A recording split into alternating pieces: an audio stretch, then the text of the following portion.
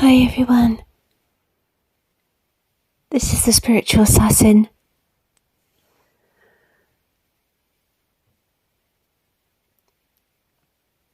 It's hard to leave a message at the moment because I've been in war all day. It's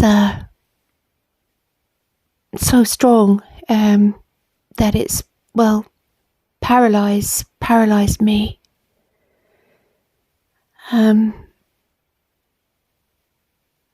If you take yourself out of the equation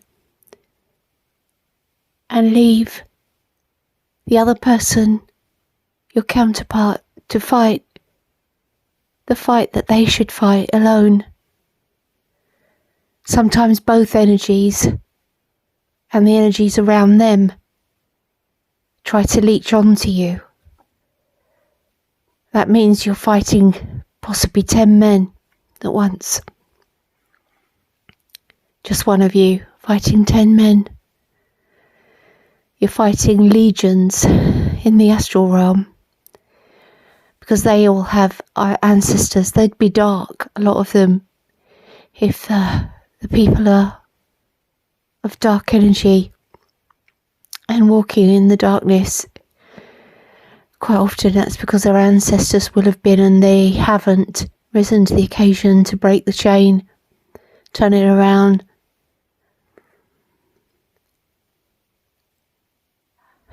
They've carried on the wounds, and they shouldn't have done, especially if one of them was called to change that. And if one of them was called to change that with you, and they didn't heed the call because they were lazy, they were scared, they may have been from another generation if they were a bit older.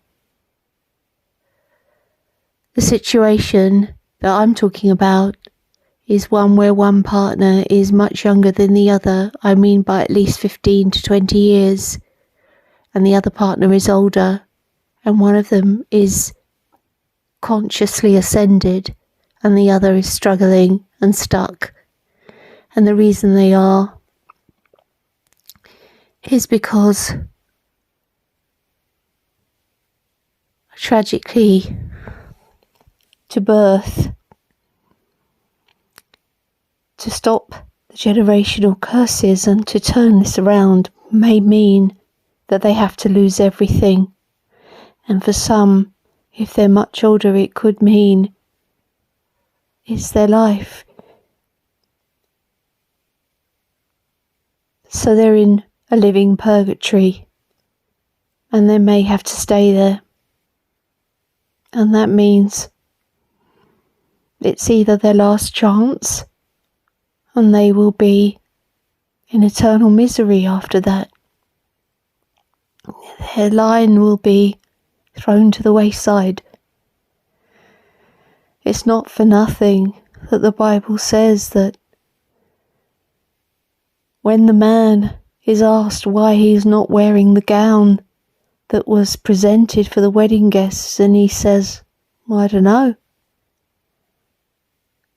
then the owner of the banquet and the household says, throw him out the gates, banishing him to the wailing and gnashing of teeth, because he says no when he even knows that what he does is wrong. But in this instance that I'm talking about, this person would have to really, really take their chances and throw their mercy onto God, because it may involve having to deal with authorities and sorting out wrongdoings which they were part of. It may even involve facing humiliations, which may bring even the whole community against them. It may involve somebody who they're involved with lying on them and exaggerating and exposing all their secrets and their darkness.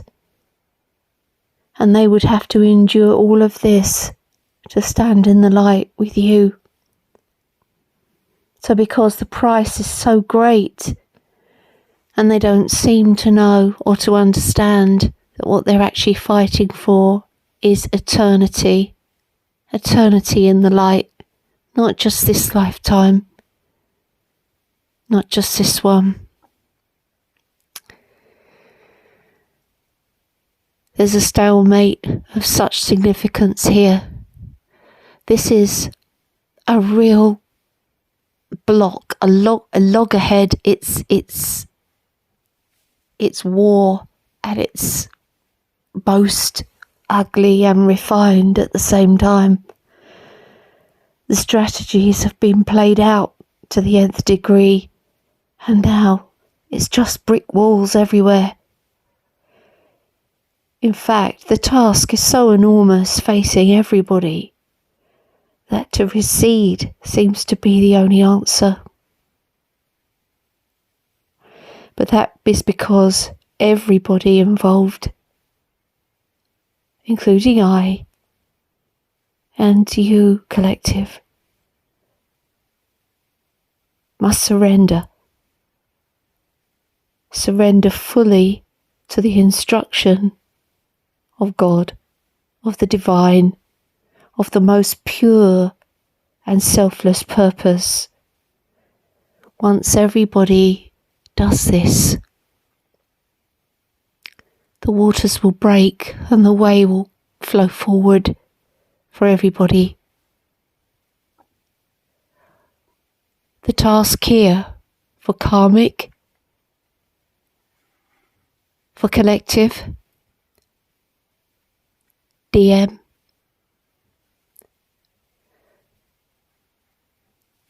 the task here for divine feminine and divine masculine, for male and female karmics who know that they're not in the right union and they're not standing with God and they're standing with their own hopelessness. The task is enormous here for everybody. But unless everybody puts down their weapons and it goes in and faces the truth, what is the purest energy of all of this?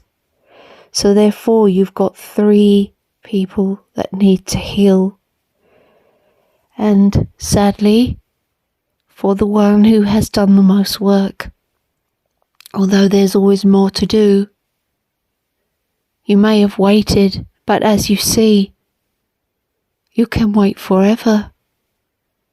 You have to keep moving forward. You cannot stand still.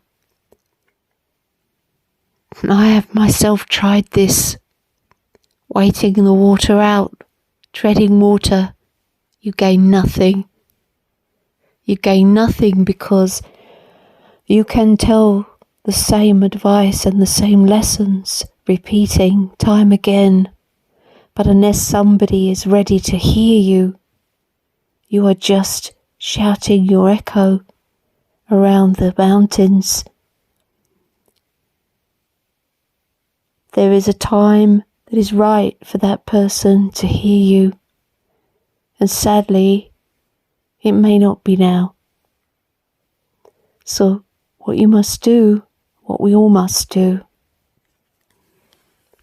is move forward. Move forward in your most divine purpose. Take exercise to help your physical energy. And then there won't be such a need to fight it off. If you have to, send a communication. Even if you say, I myself am not thinking of you, as I know it will do us no good. I'm turning my attentions to other things. Maybe even for some of you, you know the karmic person, the third party, you don't know their story, you don't know it fully. What they might have been controlled, how they might have been controlled in this situation. If it's a manipulative person, if it's a distorted divine masculine, then he's less than divine. Even if he were to start with, something changed him. Many times we spiritually see with our eyes the potential of someone's soul, and we want to go in. We're led to go in because we're helpers and healers. We go in deeply where others fear to tread. But you have to learn when to let go and let God, when to pull back, when you've done the work you needed to do. If someone is then left trapped in their own karma, do you stay your whole life in their karma? You cannot, because then you become like them. You have to look forward and not back. You have to just move forward.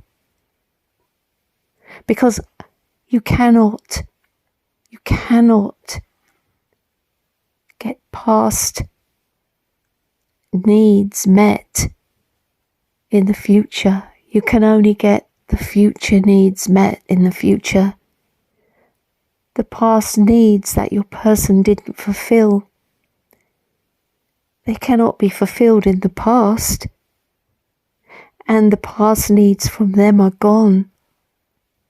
If you could need them again, they would become somebody else, because they will refine themselves and do their work. And if they will not, they will come back as the past person, and then they will disappoint you all over again because they haven't done the work. In terms of very deep wounding, such as narcissism, things of this nature,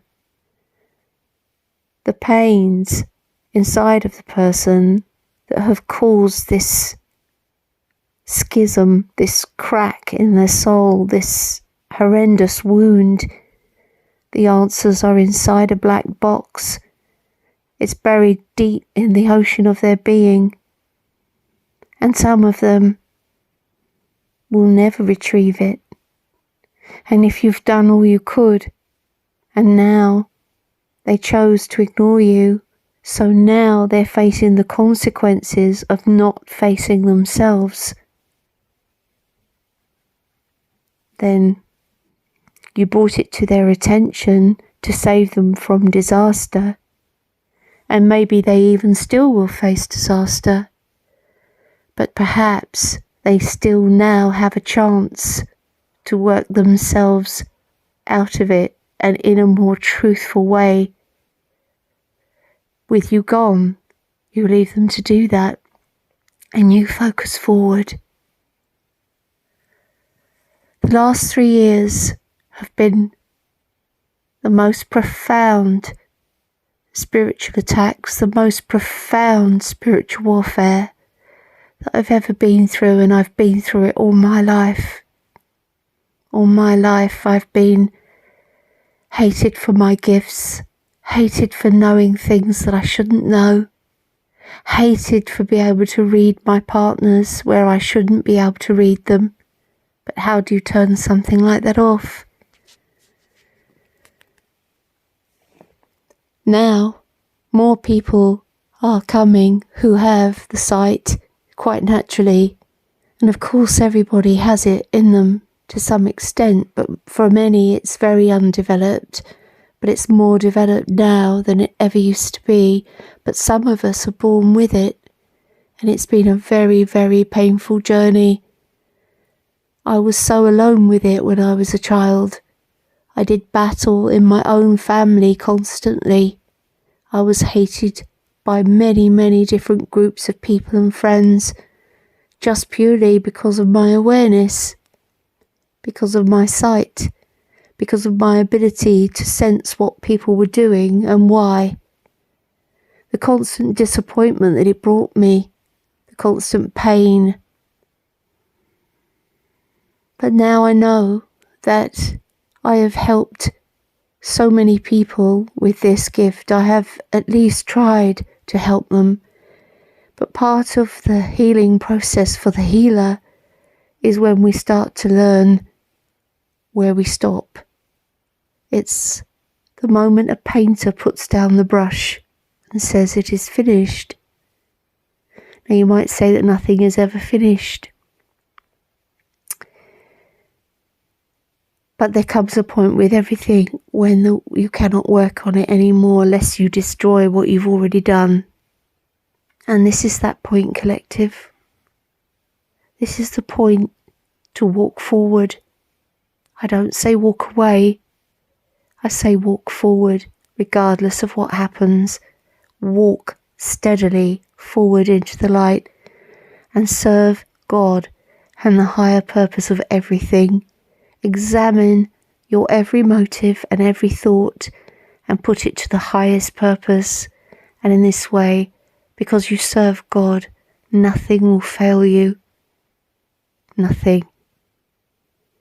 You see,